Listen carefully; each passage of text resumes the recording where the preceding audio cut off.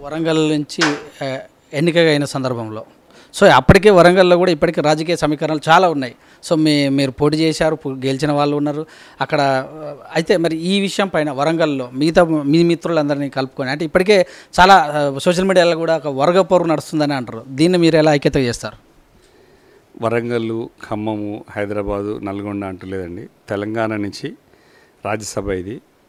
మొత్తం నేను ఆశించింది తెలంగాణ చట్టసభల్లో ఉండాలని గౌరవనీయులు కేసీఆర్ గారిని వారి ద్వారా ఆశించాను, అభ్యర్థించాను. కానీ వారి ఆలోచన చాలా గొప్పది.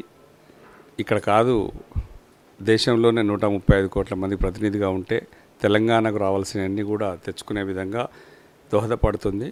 ఇతను ఒక మంచి యాక్టివ్గా ఉన్నాడు కుర్రాడని చెప్పేసి సార్ నా మీద ఉన్నటువంటి అభిమానం, ప్రేమతోని నాకు ఇవ్వడం జరిగింది. వారి నమ్మకాన్ని ఎట్టి పరిస్థితిలో కూడా ఖచ్చితంగా నిలుపుకునే విధంగా ప్రయత్నం చేస్తాను.